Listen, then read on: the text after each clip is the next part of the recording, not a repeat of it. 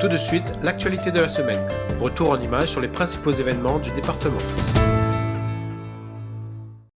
Musique en gare. C'était dans les gares du réseau Car Jaune pour la fête de la musique. 4 rendez-vous au programme, à la gare de Saint-Benoît, Saint-Denis, Saint-Paul ou encore Saint-Pierre.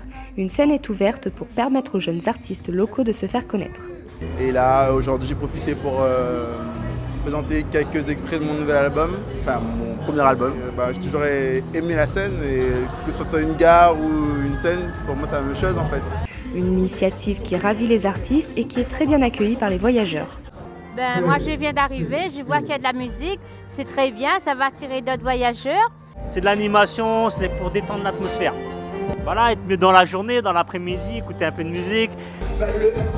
L'objectif de Car Jaune et du département est simple. Animer ces lieux de passage empruntés par plus de 50% des usagers.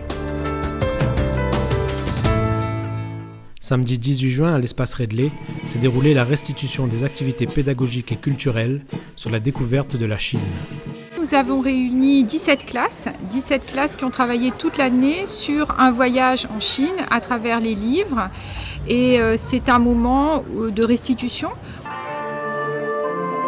Là, il ferait un joli voyage dans un grand pays appelé la Chine. J'estime que c'est une très belle initiative du conseil départemental. Faire découvrir aux enfants d'où est né notre peuplement, nos racines, notre vivre ensemble, notre métissage. J'ai fait un carnet et dedans il y a comme des paysages et des fleurs.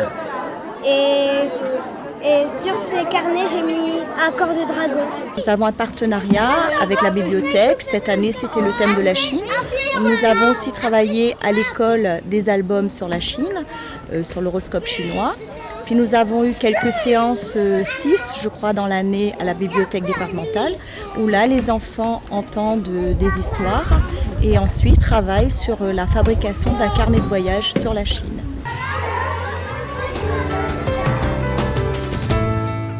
À Plateau-Goyave, à Petite-Île, ont commencé le 21 juin les travaux routiers sur la route départementale 3. Donc les travaux consistent à faire de la sécurisation piétonne, par les trottoirs, par des carrefours surélevés et de la sécurité, on va dire, aussi hydraulique. C'est le 3e quartier le plus urbanisé de la ville de la Petite-Île. C'est un quartier qui bouge régulièrement. Il y a une école, il y a un passage piéton important.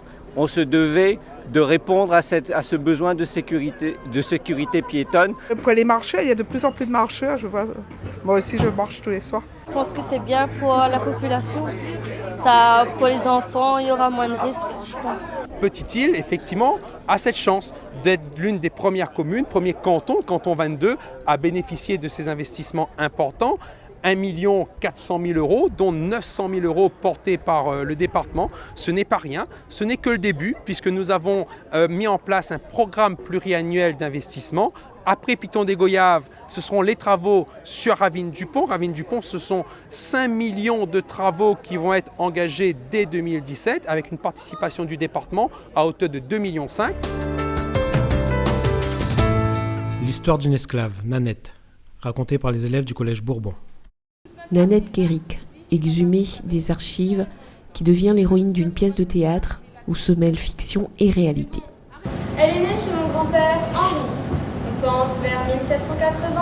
Le projet est né d'abord dans le cadre du concours sur les esclavages, les traites et les abolitions. Au-delà de la production qu'on a pu proposer, on a voulu aller plus loin et proposer une vraie pièce de théâtre. Mon travail, ça a été vraiment de mettre au plateau des élèves qui n'avaient jamais fait de théâtre. Donc il a fallu faire des exercices d'échauffement, des exercices sur la voix. En plus, ils jouent dans des conditions qui ne sont pas simples parce qu'ils jouent en extérieur, donc dans un lieu magnifique, la BTR. Les décrets de la République française sont exécutés. Vous êtes libres. Je joue le rôle de Nanette Kéric. C'est une esclave qui passe chez les Hiboux et elle est affranchie en 1848. Grâce à Nanette, les collégiens connaissent désormais une partie de leur histoire.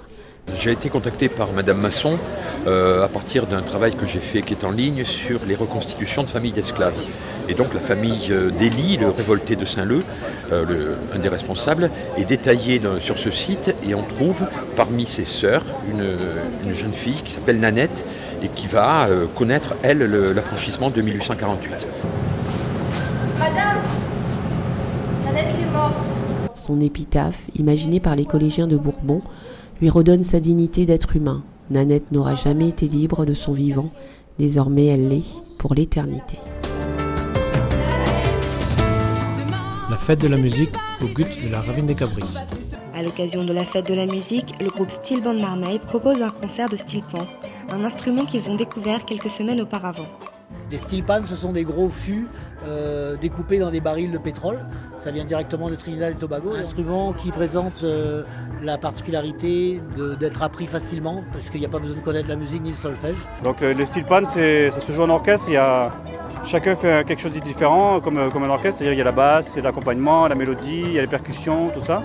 Donc ils ont monté un orchestre en 13 séances et on va jouer 2 morceaux. Ce projet mené en faveur du public de l'aide sociale à l'enfance associe les enfants et leurs familles autour de la musique. Dans ce quartier où beaucoup de familles vivent dans l'isolement, plusieurs jeunes dotés de prédispositions naturelles pour la musique ont été repérés et invités à participer à ce projet.